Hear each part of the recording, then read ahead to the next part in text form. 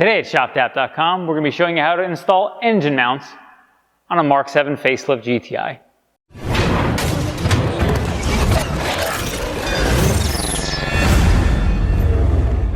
Okay, so today we're going to be showing you how to install this engine mount. This is on the passenger side of the vehicle, and the way you can tell this is our stage one is you see these are black inserts here, green inserts here. These are actually swappable. These are kind of modular setup. You just unbolt it, and you can swap it out. So if you were to want to swap to one or the other, you can always just replace inserts. And again, as always, we will link to everything, tools and mounts as well, included that we talk about in this video in the description below, where you can find these parts. And we are going to install this. We also are going to have a separate video installing the trans mount, which essentially installing these mounts will get your engine planted to the body of the vehicle firmer. You will get potentially a little bit more vibration coming from the vehicle in that way, because obviously as you kind of lock everything down, any vibration from the engine transmits inside the cabin a little bit. The pendulum mount, the one at the back of the engine, which actually prevents the engine from rocking front to back, actually is the one that will likely create the most vibration. Also happens to be the easiest one to install the insert and remove it. So again, we will have a separate video on that as well. So with that said, let's talk about what we're going to be doing for installing this engine mount on the vehicle. So when you're installing engine or transmission mounts on a vehicle, there's a couple options you have. Because the MK7 does have a plastic oil pan or composite oil pan, people are going to be concerned about jacking from the oil pan.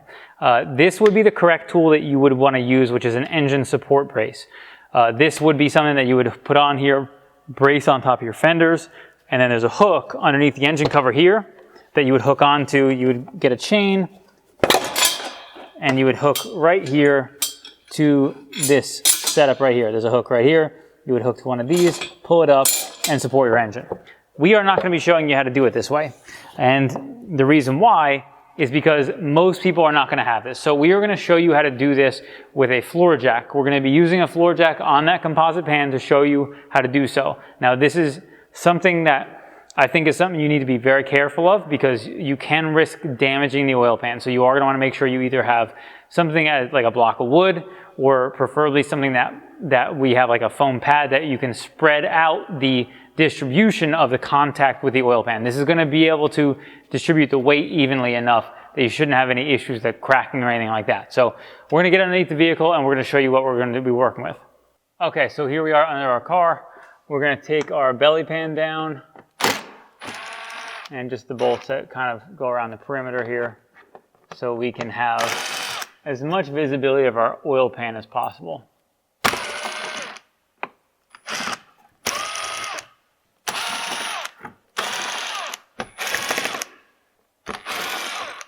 And when you're taking belly pan down, there are these clips here. It's easy to take a screwdriver in there and just pop it past, so you can get it past the clip.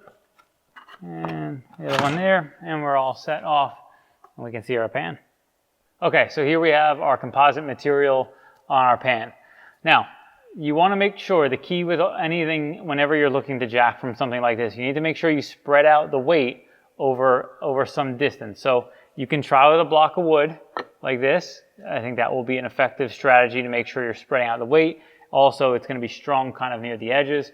Make sure you don't damage, obviously, any sensors or anything like that. So if you're going to go over near the sensor, just make sure that you're not near an edge. And it looks like back here we're actually okay, because the way this is cut out and the way this is raised up. But you have to make sure you don't allow this thing to rotate back on you, because you could end up breaking some connectors or something like that. So you also might want to go up front further. I'd be a little bit more suspicious with this, just because of where the weight kind of is going to rest when you loosen everything. It's going to want to slide towards the back, or at least that's what I suspect. So once you jack from under here, if you do so and you unbolt it, the weight's going to want to slide towards the rear of the vehicle and potentially off the jack itself. So I'm going to be doing both. So we're going to be using this foam pad and then the block of wood underneath, and then that way we get as much distribution as possible on there, and it doesn't really have any major pressure points while we're doing that. So we're going to get this jacked from in the center here, and then get everything kind of pushed up as much as possible. Okay, so we'll jack this up, continue till we get some pressure on there. Now I have this jack over here. Honestly, it's only because that we have a camera and have to kind of move around while we're working, I would probably have it more on the other side just for ease of use, but because we won't want to block the camera, that's a problem. So what you're going to want to do is jack it up until you get some tension on there, but you don't want a lot of tension because you're not really looking to do anything other than support this engine. You're not jacking it up. You're not going to pick up the car from this thing. You're just supporting it so that once you unbolt it, it doesn't fall down. So when you're jacking, you can see kind of the engine itself moving.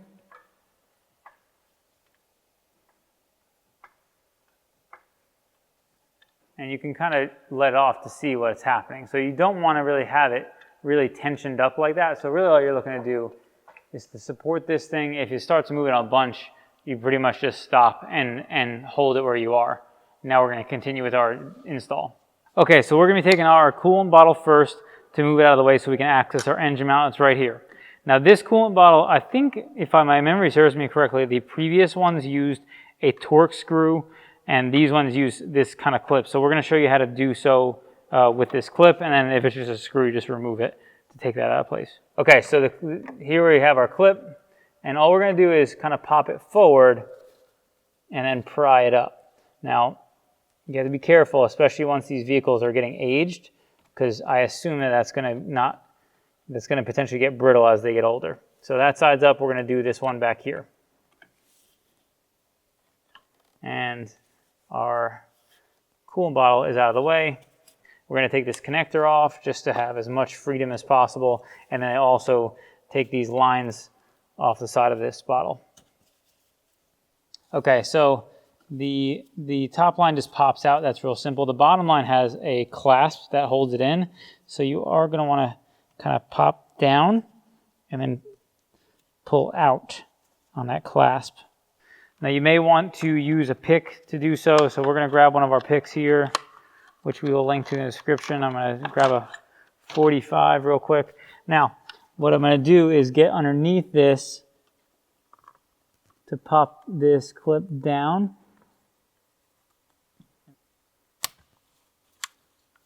And once we've done that, we're all clear there. And we have plenty of freedom to move our coolant bottle out of the way. Okay, so we're showing you, just take a look at this close-up on this coolant clip here. It clips in like so. So when you have your pick, what you're prying on is down here to open this up. And then you can kind of use the hose to pull out, and it will allow it to pop out like so, releasing the hose. All right, so we are going to be working right here with this 13 first. And I'm going to loosen this one up and throw that in our magnetic tray. Okay, now we're going to do our two 18s.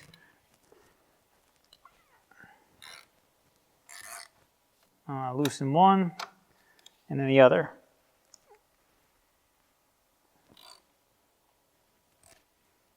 Now, important thing to note, obviously we are loosening our engine at this point. And if you don't have it properly supported, you'll see it start to lower down with this. So you can use your jack underneath as a gauge for, higher or lower. If these have too much tension on them, a lot of times they won't come out smoothly. If you have the right amount of tension, they should come out pretty smooth for the most part, although the engine kind of will move a little while you're working with it here. Again, these are a good gauge for how supported that engine is. If these things are coming out real hard, you have to turn them real hard, it's probably because it's binding up on stuff and the engine is going to be pulling with it.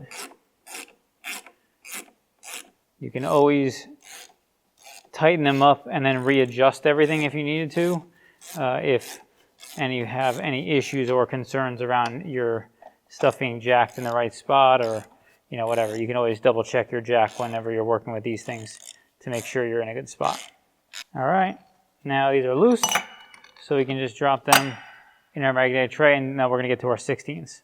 Now we're going to take off our 16s, and it's just these two right here.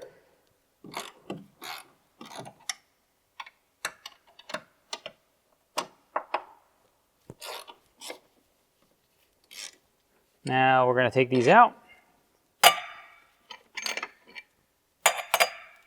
And we are free, as you can see, to pull our mount out. We're going to slide it a little forward and pull it up and out of the way.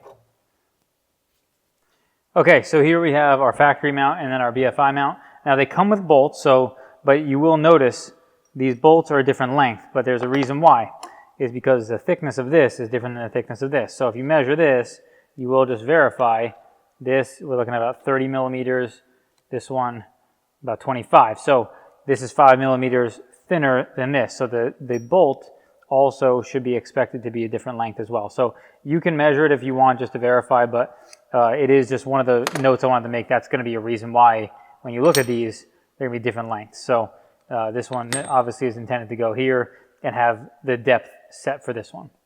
All right, now I'm going to slide this mount in, much like how we came out, and then just go backwards towards the rear of the vehicle, and then slide everything in place. Now, I have loosened this top bolt because the orientation of this base versus everything else, it's easier to get everything oriented with that in place. Otherwise, you may have some undue tension on some of the components there. So we're going to get this thing threaded in the back, and then we're going to thread in our front bolt.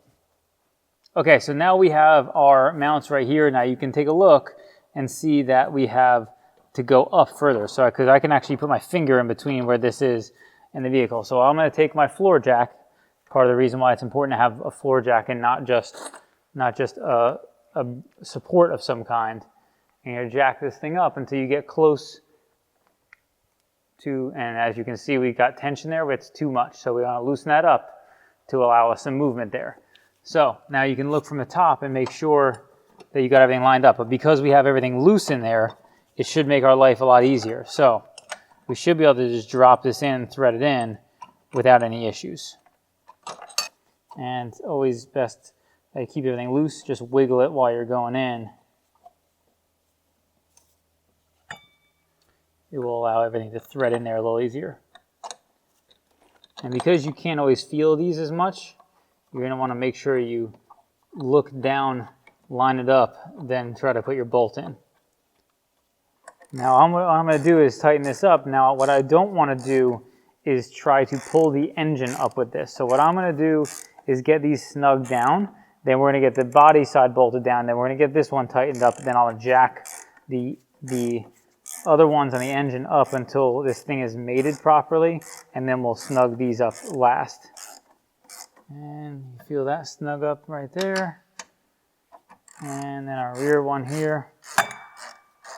And we're going to snug this one up, and we will add our torque specs for these two. Now I'll snug this one up because we know our orientation is good. So we should be all set there. And then we can jack up our engine to make everything mate. All right.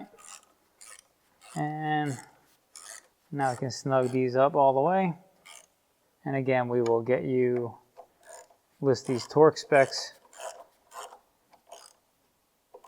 My last one we have is the original one here, this pinch bolt.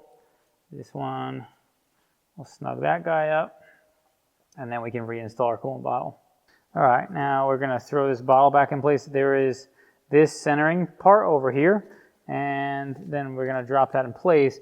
I am gonna make sure we hook all of our coolant stuff up because we took a bunch of stuff apart for getting shots. Just get that stuff put back where it belongs, and then we can take our coolant bottle and line that up. So I'm gonna get this thing lined up on the bottom here, and then get our clips lined up in place and kind of work that down.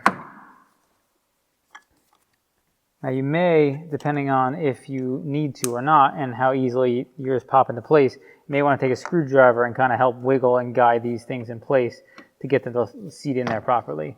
Ours didn't give us too much trouble there, so we did that. We'll take that clasp and then snap that in, pop our hose in, and we're all set. So I know from the start when we knew we were going to make this video, I knew people were going to go crazy over jacking from this composite pan, but as you can see, after our install, there's no damage of any kind on any of our composite material, nothing damaged on our sensor, anything below here. So I do want to say this is possible to do like this and we don't have to worry about it. You do need to be careful. If you're reckless If you jack from anywhere in the center of this pan, there's a good chance you might break through it. But if you do it properly, you shouldn't have to worry about breaking the composite. Now we're going to take our jack out of our vehicle. All we do is drop it down, get our vehicle up in the air, put our belly pan back on, and we've completed our motor mount install on our facelift MK7 GTI. This is actually a friend of ours' vehicle that we're shooting this video on, and we're going to be doing a few of them back to back on this car. And again, purchases for parts like this or any others help support videos just like this one. If you like this video, be sure to give it a thumbs up and subscribe for more like it.